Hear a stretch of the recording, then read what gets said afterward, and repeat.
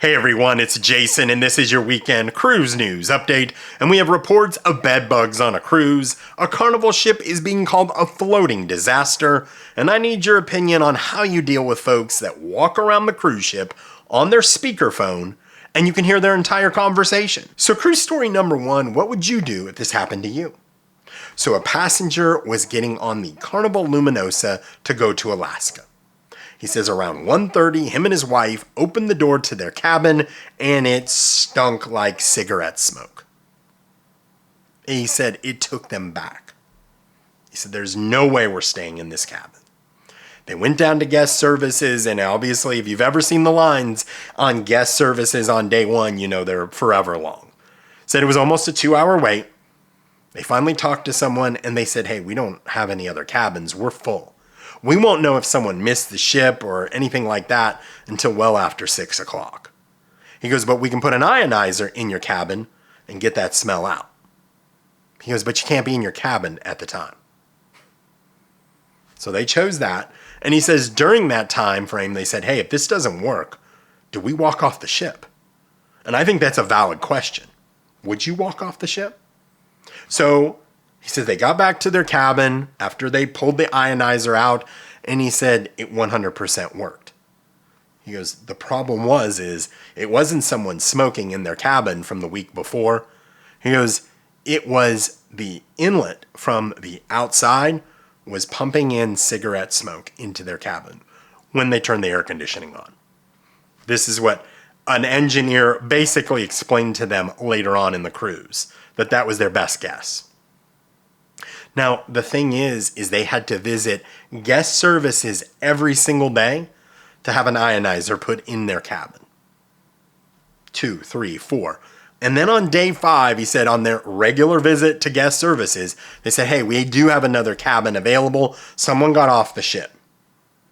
Do you want it? They took it, and they said it was the first sleep that they had gotten in 5 days. He said it was a mess. What would you do if that happened to you? And what do you think was fair compensation for that? He said they were offered $150 shipboard credit. He said they could go to the steakhouse or, do an excursion in Victoria. And he was like, but we're only there for 3 hours. So there was really nothing we could do at that time. Can you imagine $150? Would you have stayed on the ship? And do you think that's fair compensation? Can't wait to hear from you. So cruise story number 2, do you check for bed bugs when you get to your cruise cabin? So a cruise passenger said they were getting on the Grandeur of the Seas and they had cabin 2120. So they were unpacking everything and they found a massive bed bug. Here it is right here.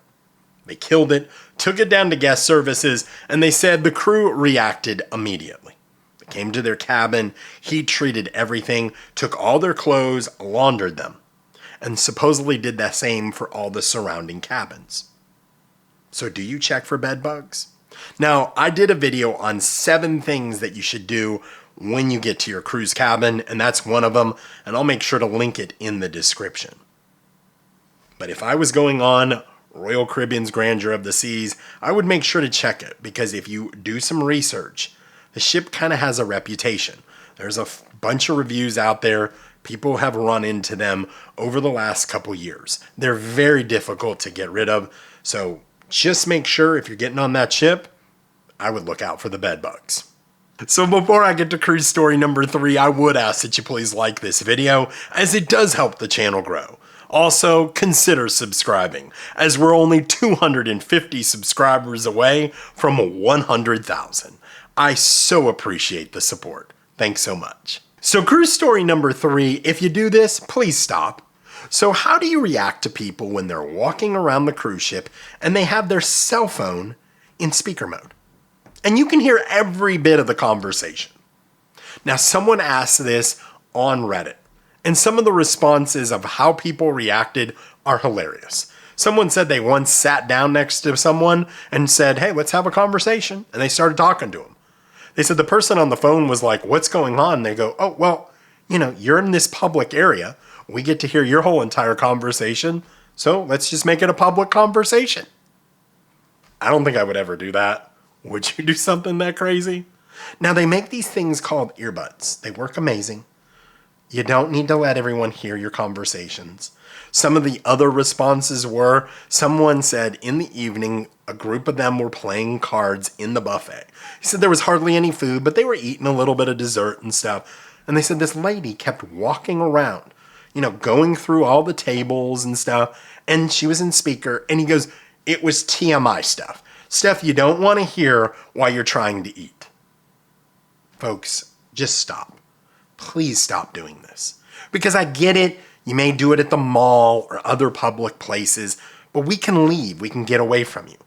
But when we're on a cruise ship, there's a lot of these areas that we want to be in and we can't get away from you.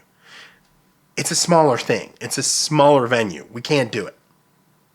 How do you react to people that do this on your cruise? Can't wait to hear from you in the comments. So I appreciate you guys watching. Thank you again so much for the support. It really means the world to me. And until I talk to you next week, happy cruising.